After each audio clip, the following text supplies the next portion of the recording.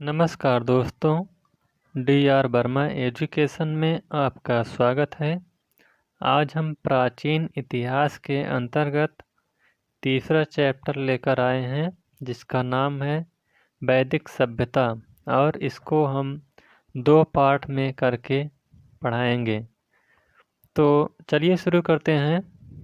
वैदिक सभ्यता। वैदिक सभ्यता का जो समय था वह 1500 ईसा पूर्व से 600 ईसा पूर्व तक था। और वैदिक सभ्यता को 2 भागों में बांटा गया है। नंबर 1 ऋग्वैदिक काल और नंबर 2 उत्तर वैदिक काल। और ऋग्वैदिक काल का समय है 1500 ईसा पूर्व से 1000 ईसा पूर्व तक।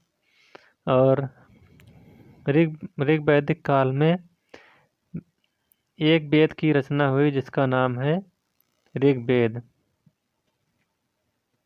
और दूसरा है उत्तर वैदिक काल, और इसमें 3 वेदों की रचना हुई जिसका नाम है सामवेद, यजुर्वेद और अथर्ववेद। और वेद त्रयी किसको कहा जाता है तो ऋग्वेद, सामवेद और यजुर्वेद को मिलाकर वेद त्रयी कहा जाता है। इसमें अथर्ववेद शामिल नहीं है, इसको आप ध्यान रखिएगा। तो वैदिक जो शब्द है वह वेद से बना है और जिसका तात्पर्य होता है जानना। वैदिक सभ्यता के निर्माता आर्य लोग को माना जाता है, और ये आर्य का शाब्दिक अर्थ होता है श्रेष्ठ। वेदों की भाषा संस्कृत, इनकी जो भाषा थी वेदों की वह संस्कृत थी, और इनकी जो लिपि थी वह ब्राह्मी लिपि थी। वेदों की रचना जो हुई थी वह सप्त सैंधव प्रदेश में हुई थी, जो अब पाकिस्तान के क्षेत्र में पंजाब क्षेत्र में है। और वेदों के संकलनकर्ता महर्षि कृष्ण द्वैपायन वेदव्यास को माना जाता है। वेदों को और भी नामों से जाना जाता है, जैसे श्रुति साहित्य। श्रुति साहित्य का मतलब होता है कि वेदों को सुन सुनाकर जीवित रखा गया, यानी जैसे पुराने समय में कहानियाँ लोग सुनाते थे और उनके बच्चे सुनकर याद कर लेते थे, आने वाली पीढ़ियों को वो सुना देते थे। तो वैसे ये जो वेद थे वह सुन सुनाकर उनको जीवित रखा गया था। और दूसरा है नित्य साहित्य। यह भी पीढ़ी दर पीढ़ी अर्थात पिता अपने पुत्र को और गुरु अपने शिष्य को बताकर वेदों को जीवित रखता था। और तीसरा है अपरिचय, यानी वेद किसी की कृत नहीं है, इसे ईश्वर ने प्रदान किया है, इसीलिए इसे अपरिचय कहा जाता है। तो अपरिचय क्यों कहा जाता है? क्योंकि ईश्वर ने इसे प्रदान किया है। संहिता, वेदों के काव्य मत हिस्से को संहिता कहा गया है। वेदों पर अंग्रेजी में लिखी गई पहली पुस्तक का नाम है सीक्रेट बुक ऑफ कास्ट, जिसे जर्मन विद्वान मैक्स मूलर ने इसको लिखा है। और दयानंद सरस्वती ने इसका ऋग्वेद का हिंदी में अनुवाद किया है। आर्यों का मूल निवास स्थान, विभिन्न विद्वानों ने अपने विभिन्न मत दिए हैं कि आर्यों का मूल निवास स्थान कौन है। तो जैसे बाल गंगाधर तिलक हैं, बाल गंगाधर तिलक ने बताया है कि आर्यों का मूल निवास स्थान उत्तरी ध्रुव था। इसके अलावा संपूर्णानंद और अविनाश चंद्र ने बताया है कि आर्यों का मूल निवास स्थान सप्त सैंधव प्रदेश था। मैक्स मूलर महोदय ने बताया है कि आर्यों का निवास स्थान मध्य एशिया था। पेंकाहर्ट ने बताया कि आर्यों का मूल निवास स्थान जर्मनी। गंगानाथ झा ने बताया कि आर्यों का मूल निवास स्थान ब्रह्मर्षि देश है।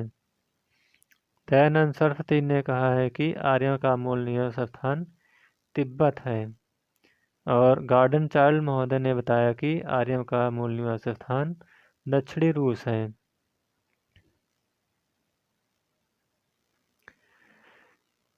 तो बोगस कोई अभिलेख जो कि 1400 ईसा पूर्व में लिखा गया था, यह एशिया माइनर के तुर्की में स्थित बोगस कोई नामक स्थान से प्राप्त हुआ है, जिसमें दो जनजातियां, जिसका एक नाम है खत्ती और दूसरे का नाम है मित्तानी, के बीच लंबे संघर्ष के बाद संघर्ष विराम का उल्लेख है। और इसका साक्षी बोगस कोई अभिलेख में उल्लिखित कुछ देवता जैसे इंद्र, मित्र, वरुण और नासत्य को अश्विन देव भी कहा जाता है, इनका उल्लेख मिलता है। तो यह प्रश्न पूछा जाता है कि बोगस कोई अभिलेख में किन किन देवता का उल्लेख है। तो इसमें इंद्र, मित्र, वरुण देकर और उसका एक और दूसरा देवता डाल देगा, जैसे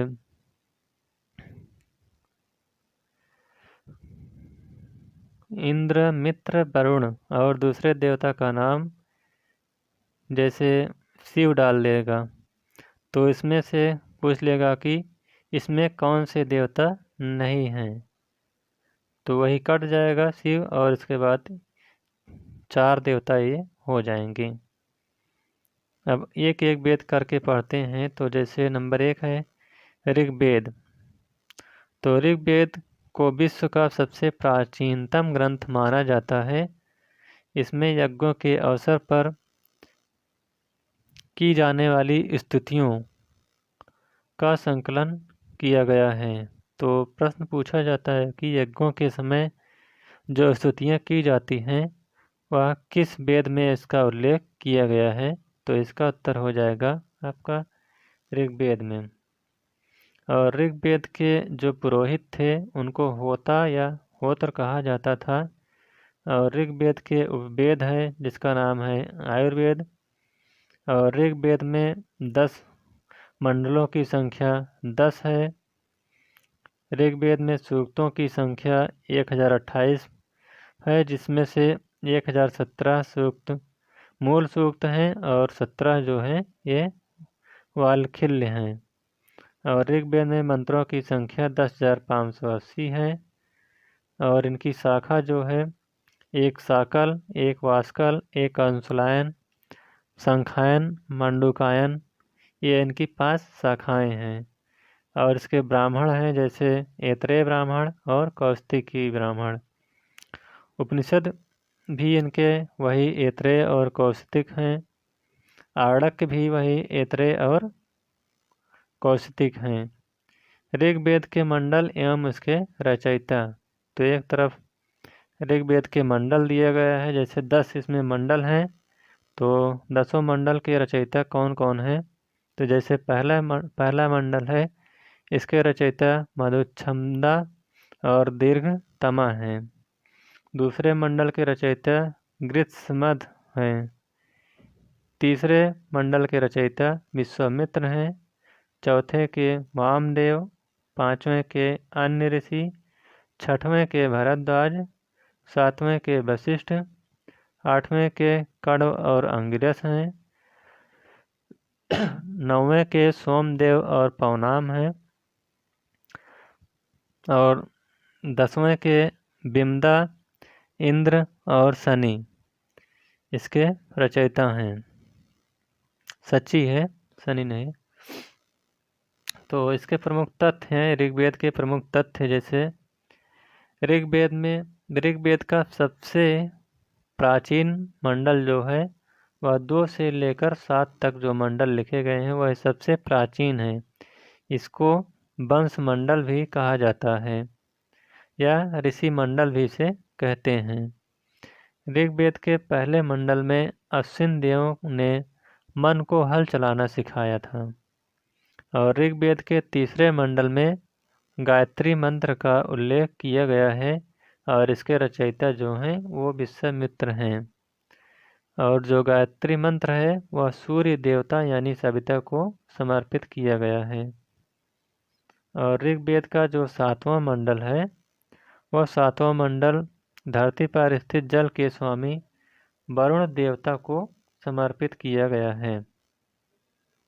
और सातवें मंडल के मांडुक्य सूक्त से पता चलता है कि ऋग वैदिक कालीन बच्चे अपने पाठ को वैसे ही याद करते थे जैसे वर्षा काल में मेढक टर्राते हैं।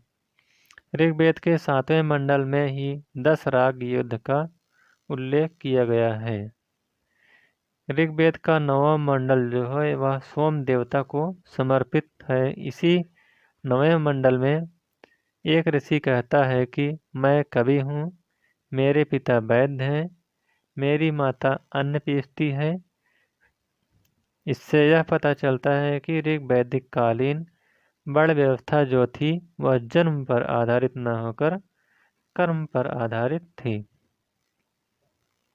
और ऋग्वेद के 10वें मंडल के पुरुष सूक्त में पहली बार सृष्टि की उत्पत्ति और वर्ण व्यवस्था का उल्लेख किया गया है, और जिसमें कहा गया है कि विराट पुरुष के मुख से ब्राह्मण, भुजाओं से क्षत्रिय, जंघाओं से वैश्य तथा पैरों से शूद्र की उत्पत्ति हुई है।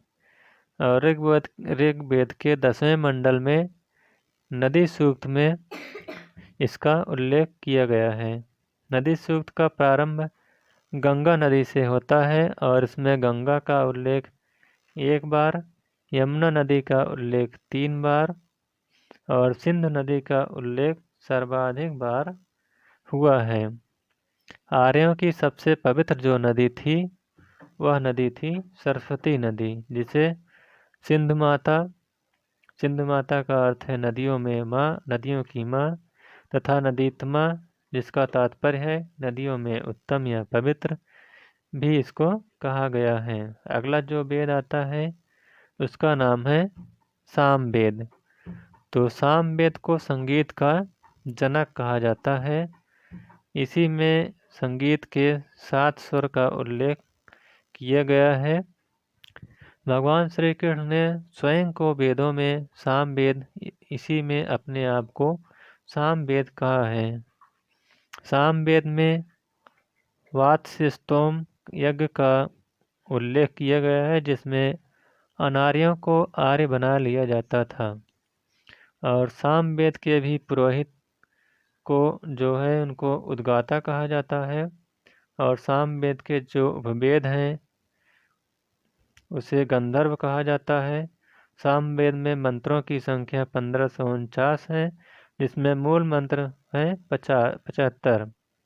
और सामवेद की शाखा का नाम है कौथुमनीय, राणानीय और जैमिनी, ये 3 इनकी शाखाएं हैं। और इसके अलावा जो ब्राह्मण हैं वह पंचविश हैं, तांडव हैं, जैमिनी है, ब्राह्मण है।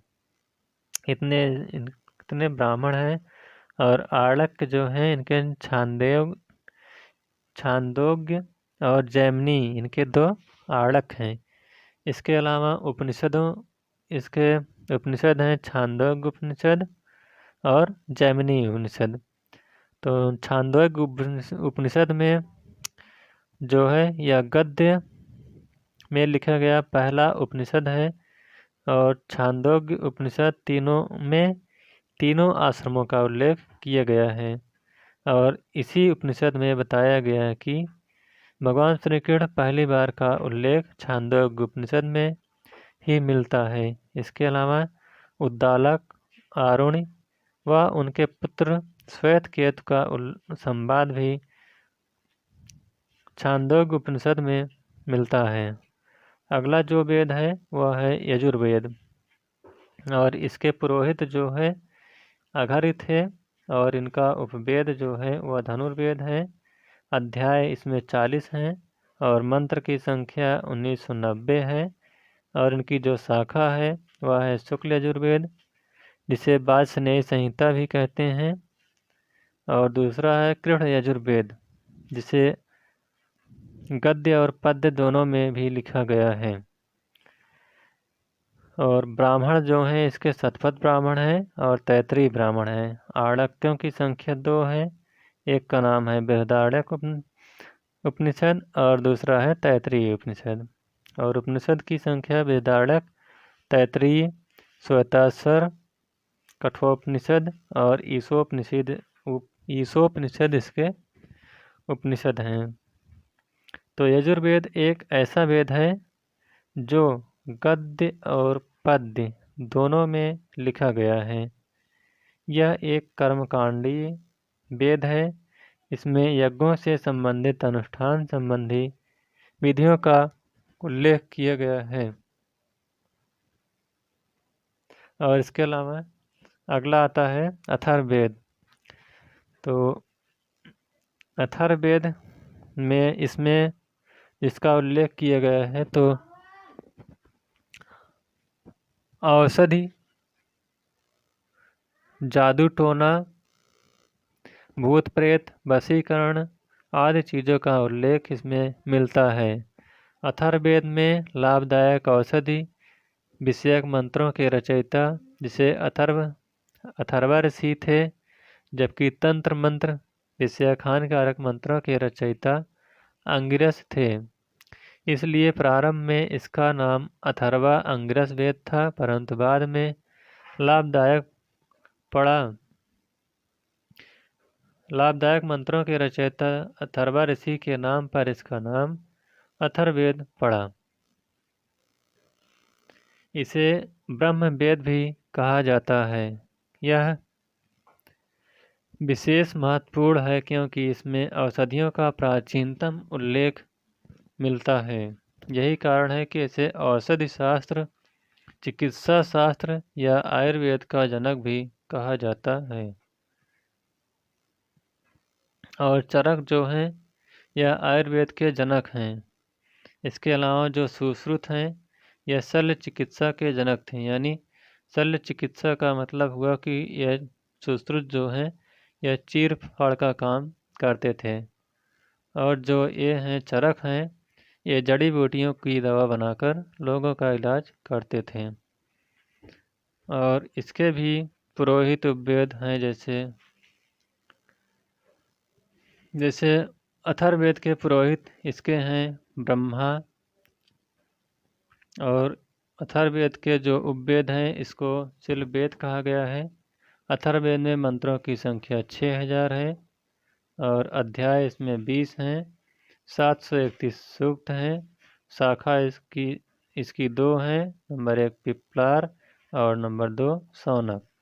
और इसके जो ब्राह्मण है उसका नाम गोपथ है। आड़क इसके कोई नहीं है। उपनिषद हैं इसके जैसे मंडूकोपनिषद और मांडूक्य उपनिषद। और मांडूक्य उपनिषद जो है यह सबसे छोटा है। और मातृभूमि की स्फुट श्रृंखला सर्वप्रथम अथर्ववेद में ही मिलता है। वंदे मातरम की मूल प्रेरणा का स्रोत भी अथर्ववेद का भूम सूक्त में है। अथर्ववेद में स्त्री को 10 बार पुनर्विवाह का अधिकार दिया गया है। और इसी में कृषि वैज्ञानिक पृथ्वैन्य का उल्लेख मिलता है, जिसमें सर्वप्रथम कृषि हल की शुरुआत की। उपनयन संस्कार जो कि शिक्षा से संबंधित था का प्राचीनतम उल्लेख अथर्ववेद में मिलता है। और गोत्र शब्द की स्पष्ट संकल्पना भी अथर्ववेद में सबसे पहले मिलती है। इसी में सभा और समित को प्रजापति की 2 पुत्रियां कहा गया है। यानी प्रजापति का मतलब ब्रह्मा की 2 पुत्रियां हैं, जिसे नारिष्ठा कहा गया है। अथर्ववेद में राजा परीक्षित का उल्लेख है और इन्हें मृतलोक का देवता बताया गया है। और ऋग्वैदिक कालीन की प्रमुख नदियां हैं, जैसे उनका प्राचीन नाम और उनका आधुनिक नाम। जैसे प्राचीन नाम में अस्कनी जो नदी थी उसका आधुनिक नाम चिनाव हो गया। परसड़ी नदी का आधुनिक नाम रावी, विपाशा का ब्यास, वितस्ता का झेलम, कुबा का काबुल, क्रुम का कुर्रम, सुवास्त का स्वाति, गोमती का गोमल, सदानीरा का गंडक, रेवा का नर्मदा, शतुद्री का सतलज, दृढ़दती का चौतंग। तो अफ़गानिस्तान की 4 नदियाँ थीं, जैसे नंबर 1 कुभा, कुर्म, सुवास्त, गोमती। और सप्त सिंधु की 7 नदियाँ थीं, जैसे सिंधु, सरस्वती, चेनाब, रावी, झेलम, ब्यास, सतलज। सिंध नदी के गिरने का क्षेत्र पारावत अर्थात अरब सागर बताया गया है, और इसमें नदी सूक्त में कश्मीर की एक नदी मरुद्वृथा का उल्लेख मिलता है। वैदिक संहिताओं में कुल 31 नदियों का उल्लेख किया गया है, जिसमें से 25 नदियों का उल्लेख अकेले ऋग्वेद में है, और ऋग्वेद के नदी सूक्त में कुल 21 नदियों का उल्लेख किया गया है। और आगे चलते हैं, देखते हैं कि ऋग्वैदिक आर्यों का निवास स्थान ये कहाँ से आए थे। तो पहला है सप्त सिंधु प्रदेश, यानी 7 नदियों से घिरे हुए प्रदेश को या भूभाग को सप्त सिंधु प्रदेश कहा गया है, जो कि आधुनिक में पंजाब में लगता है। और दूसरा है ब्रह्मवर्त, यानी आर्य सबसे पहले पंजाब और अफ़गानिस्तान क्षेत्र में बसे थे। इसके पश्चात आर्य पूर्व की ओर बढ़कर कुरुक्षेत्र के निकट तक पहुंचकर अपना अधिकार कर लिया और इसका नाम ब्रह्मवर्त रख दिया। और उत्तर वैदिक आर्यों का निवास स्थल जो है, आर्यों के प्रसार का वर्णन शतपथ ब्राह्मण के विदेह माधव कथा में मिलता है। इसके अनुसार विदेह माधव ने वैश्वानर अग्नि को मुख में धारण किया और घृत का नाम लेते हुए वह अग्नि पृथ्वी पर आ गिरी, और अग्नि सब कुछ जलाता हुआ पूरब की ओर बढ़ा। इसके पीछे विदेह माधव तथा उनका पुरोहित राहुगढ़ भी चला। वह नदियों, जंगलों आदि को जलाता हुआ, किंतु सदा नीरा यानी गंडक नदी जो कि बिहार में बहती थी, वह उसको नहीं जला पाई, और यही आर्यों की पूर्वी सीमा हो गई, जबकि आर्यों की दक्षिणी सीमा विंध्याचल पर्वत तथा उत्तरी सीमा हिमालय पर्वत था।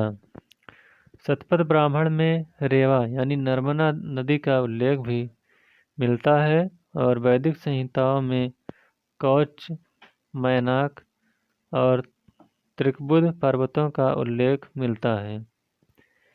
ऋग्वेद में हिमालय की एक चोटी का नाम है, जिसका नाम है मूजवंत, का उल्लेख किया गया है। अगला है शतपथ ब्राह्मण। तो शतपथ ब्राह्मण में यह सबसे सर्वप्राचीन और सबसे बड़ा, सबसे महत्वपूर्ण ब्राह्मण है। इसके रचनाकार याज्ञवल्क्य ऋषि हैं। इसी में विदेह माधव कथा, मत्स्य अवतार, वराह अवतार, जल प्लावन कथा तथा पुरुष मेध यज्ञ का उल्लेख किया गया है, और इसमें राजा को राष्ट्रभृत यानी जनता का पोषक कहा गया है। इसी में कृषि से संबंधित क्रियाओं जैसे कृषन्ति, वपन्ति, मृडन्ति तथा 2, 4, 6 बैलों वाले हलों का उल्लेख किया गया है। और शतपथ ब्राह्मण में अविवाहित पुरुष को यज्ञ का अधिकारी नहीं माना गया है।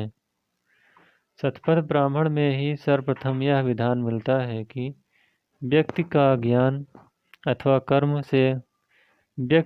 अथवा कर्म से ब्राह्मण होता है, जन्म से नहीं। ऐत्रेय ब्राह्मण अगला जो है वो ऐत्रेय ब्राह्मण है। तो राजा के सिंहासनारोहण के समय आयोजित किए जाने वाले जो यज्ञ होता था उसे राजसूय यज्ञ, और राज्याभिषेक के समय जो नियम ऐत्रेय ब्राह्मण में मिलते हैं, परंतु राजसूय यज्ञ का सर्वोत्तम विवरण शतपथ ब्राह्मण में ही मिलता है। दैवी राजतंत्र तथा इंद्र महाभिषेक का विवरण भी सर्वप्रथम ऐत्रेय ब्राह्मण में मिलता है।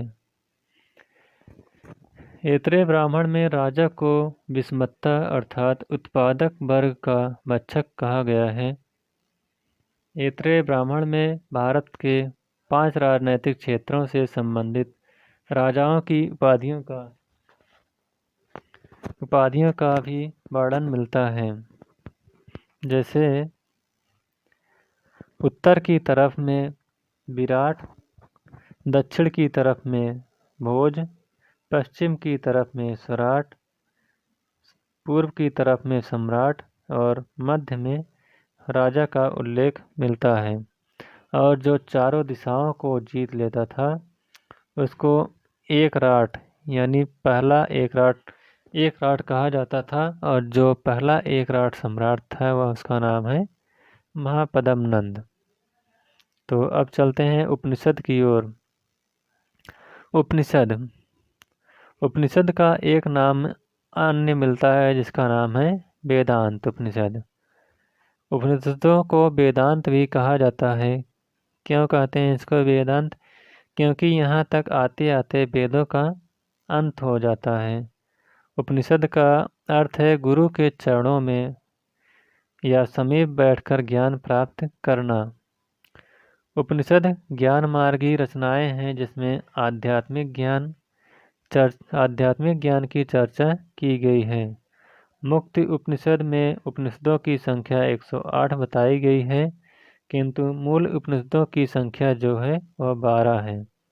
कुछ विद्वान मैत्रेयी उपनिषद को भी मूल उपनिषद मानते हैं अतः उपनिषदों की संख्या बढ़कर 13 हो जाती है। इसमें कुछ उपनिषद हैं जैसे ईश उपनिषद, केन उपनिषद, कठोपनिषद, प्रश्न उपनिषद, ऐत्रेय उपनिषद, तैत्तिरीय उपनिषद, कौस्तुकी उपनिषद, मुंडकोपनिषद, मांडूक्य उपनिषद, छांदोग्य उपनिषद, श्वेताश्वरोपनिषद, बृहदारण्यक उपनिषद और मैत्रायणी उपनिषद यानी 13 उपनिषद हैं। शंकराचार्य ने केवल 10 उपनिषद पर अपना भाष्य लिखा है। उन्होंने कौस्तुकी, श्वेताश्वर और मैत्रायणी को मूल उपनिषद नहीं माना है। और उपनिषदों से प्राप्त कुछ विवरण प्राप्त होते हैं जैसे नंबर 1 ईशोपनिषद। तो ईशोपनिषद में इसमें निष्काम कर्म की चर्चा की गई है। निष्काम कर्म की विस्तृत व्याख्या भागवत गीता में मिलती है। नंबर 2 है कठोपनिषद। इसमें यम और नचिकेता का संवाद का उल्लेख किया गया है। यम नचिकेता को मृत्यु का रहस्य समझाते हुए कहते हैं कि आत्मा अजन्मा और अमर है। अगला जो उपनिषद है उसका नाम है मुंडकोपनिषद। मुंडकोपनिषद में सर्वप्रथम सत्यमेव जयते का उल्लेख मिलता है और इसी में यज्ञ को जो है वह टूटी नाव से की गई है और इसे बताकर अल्प फलदायक बताया गया है। अगला जो उपनिषद है उसका नाम है तैत्तिरीय उपनिषद।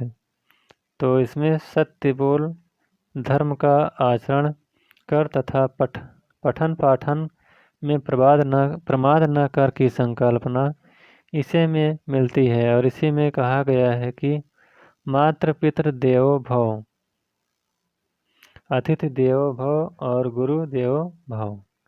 इसमें अन्न को ब्रह्मा कहा गया है और अधिक अन्न उपजाओ की संकल्पना भी तैत्तिरीय उपनिषद में की गई है। अगला जो उपनिषद आता है इसका नाम है छांदोग्य उपनिषद।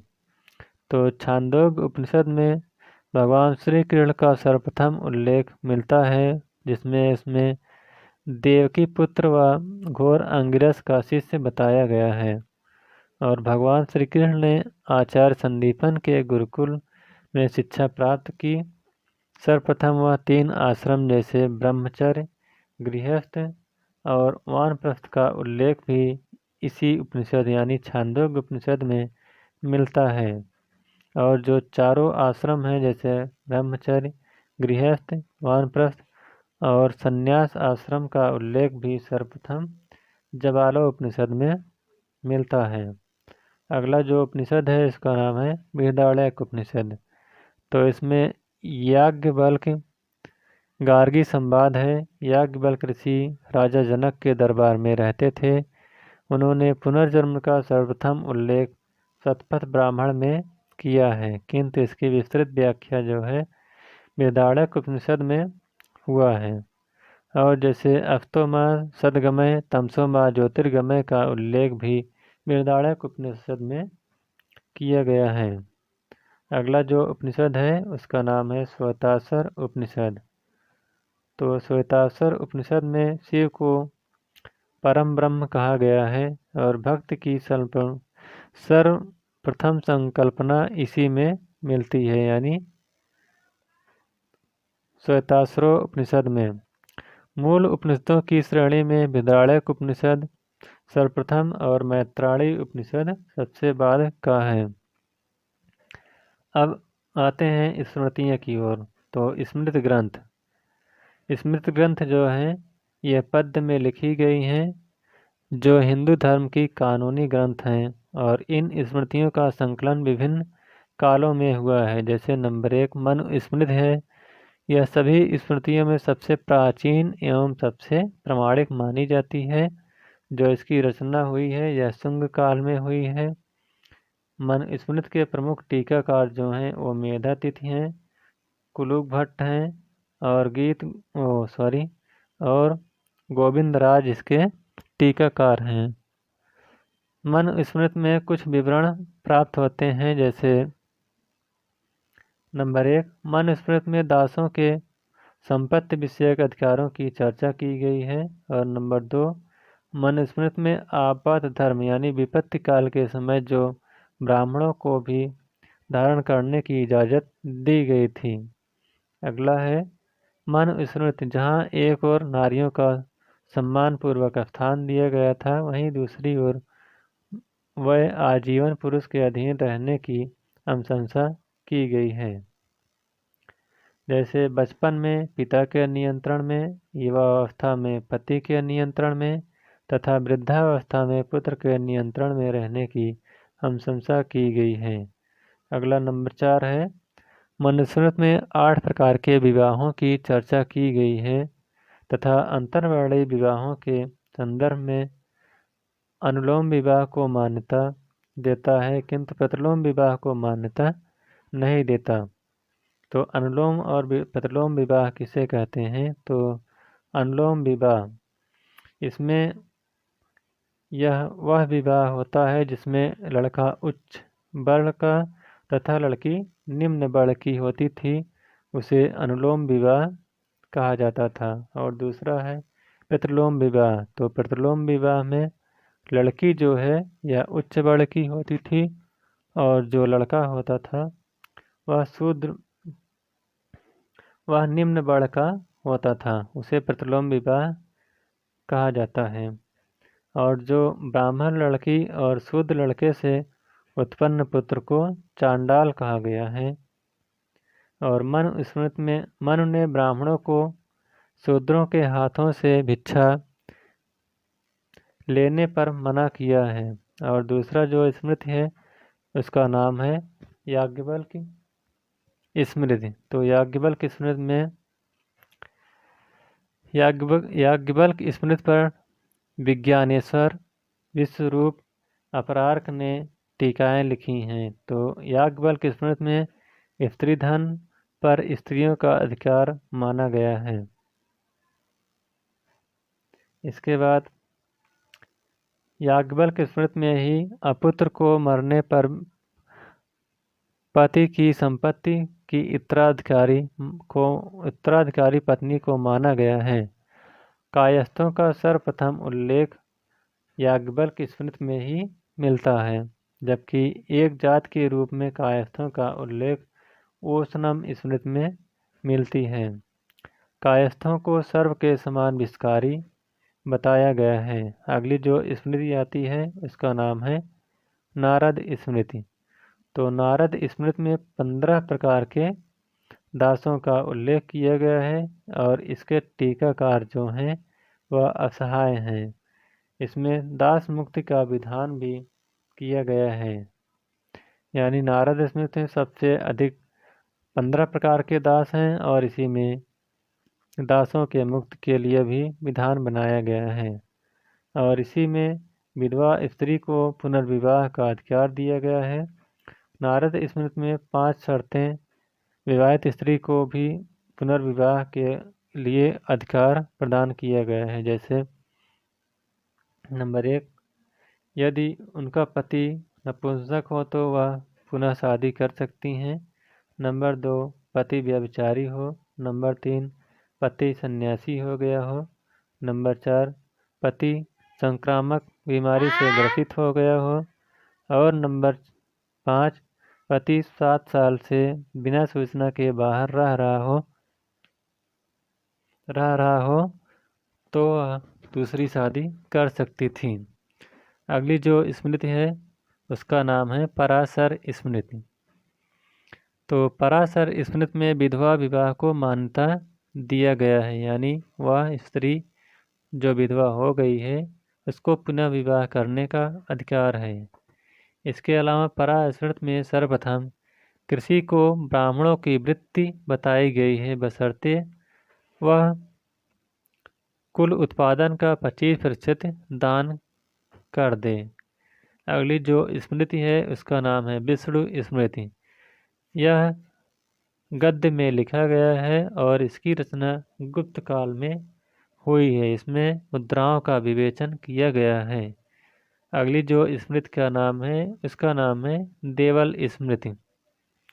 और देवल स्मृति यह पूर्व मध्यकाल में लिखी गई है।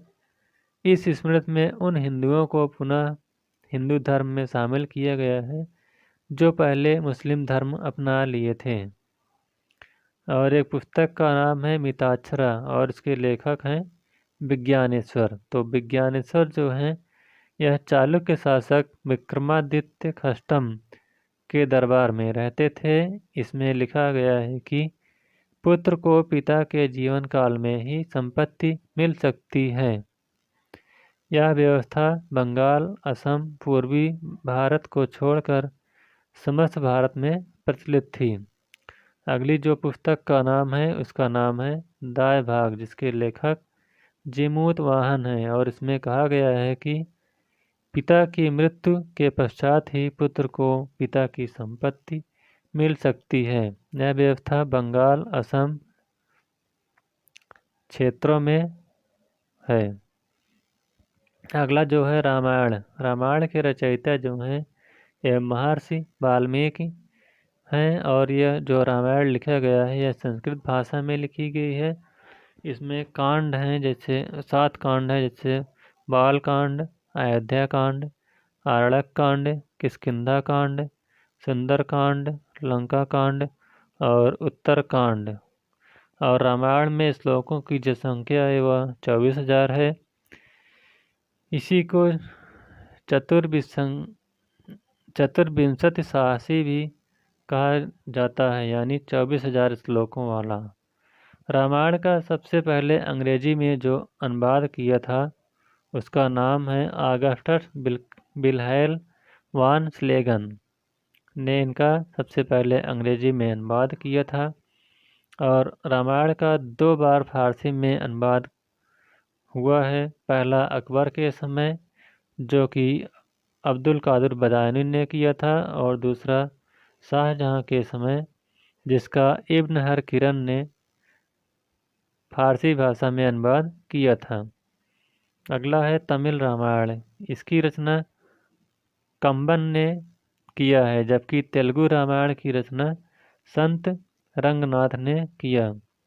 और कन्नड़ रामायण की रचना संतहरि ने किया। इनको कन्नड़ वाल्मीकि भी कहा जाता है, यानी नरहरि को कन्नड़ वाल्मीकि भी कहा जाता है। और 20वीं सदी में तमिल भाषा में सच्ची रामायण की रचना की गई, जिसके रचनाकार हैं रामास्वामी पेरियार।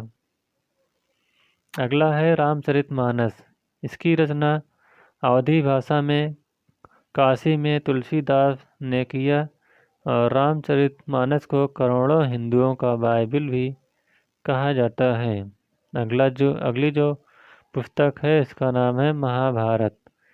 यह जो है महाभारत विश्व का सबसे बड़ा महाकाव्य है।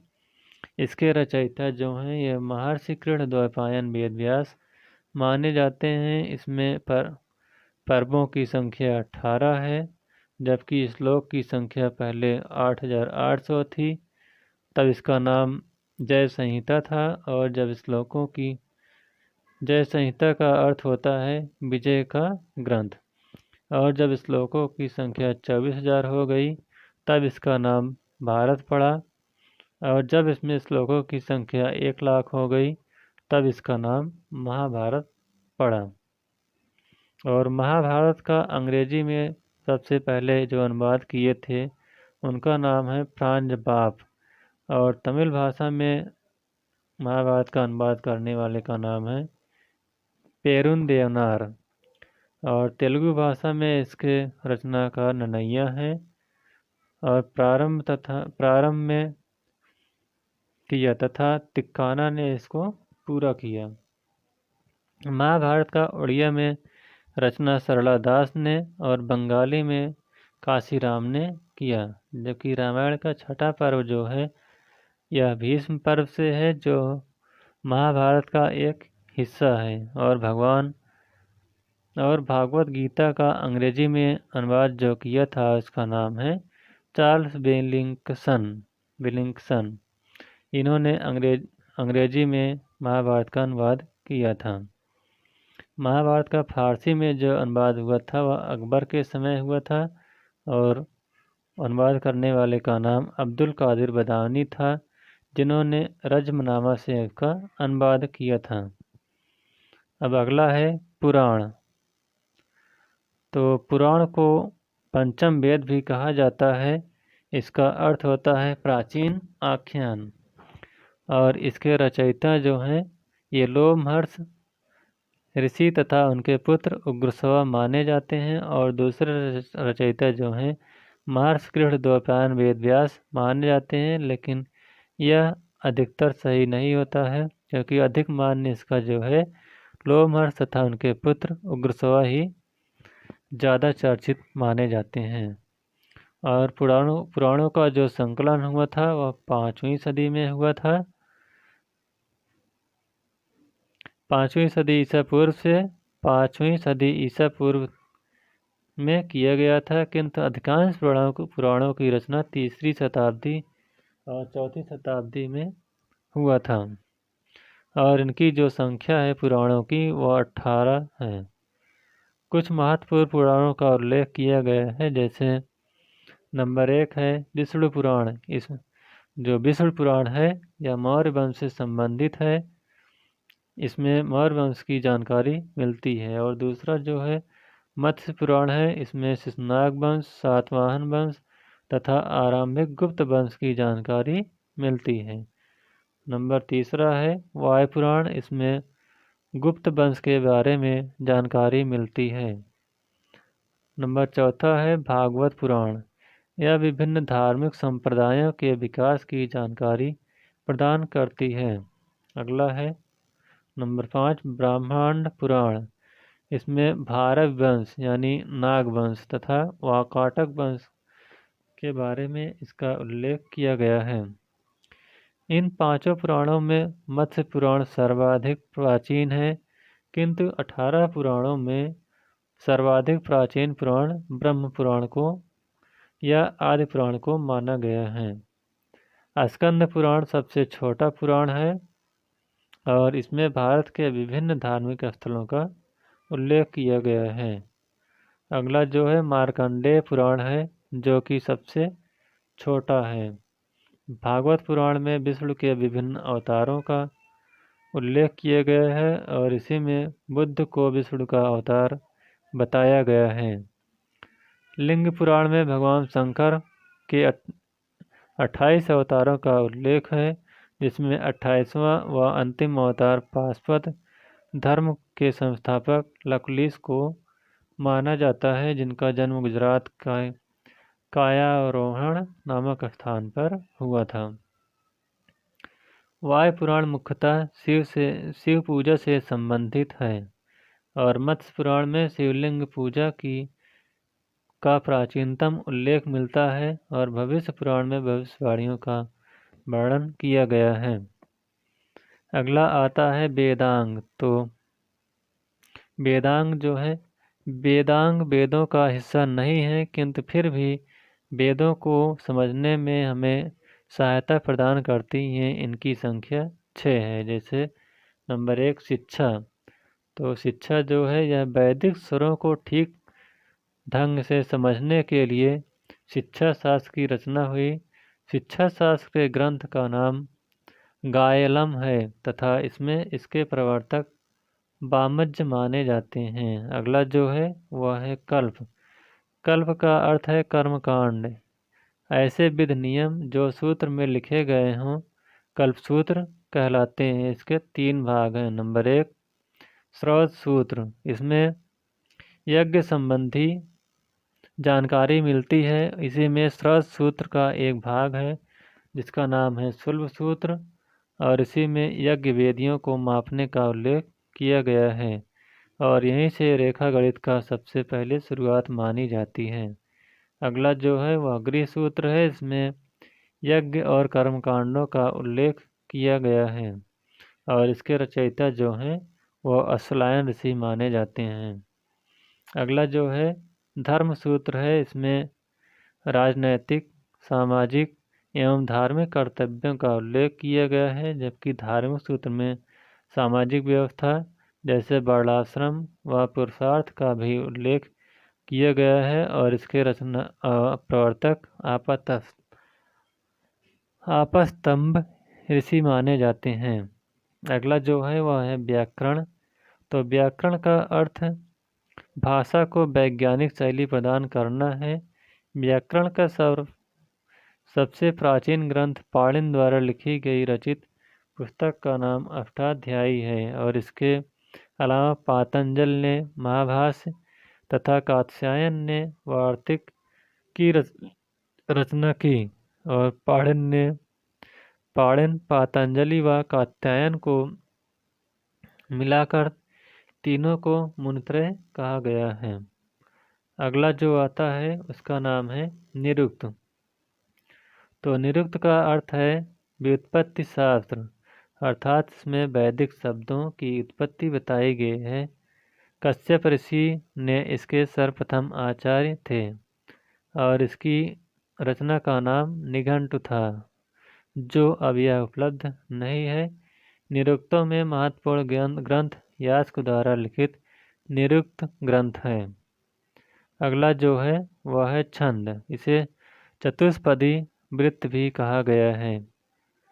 छंद जो है यह पद्यों को चरणों में सूत्रबद्ध करने के लिए छंद की रचना की गई है, जिसे पिंगल द्वारा रचित छंद शास्त्र इसका प्राचीनतम ग्रंथ है। अगला है ज्योतिष। तो ब्रह्मांडों एवं ग्रहों तथा नक्षत्रों के विषय में जानकारी हमें ज्योतिष से मिलती है।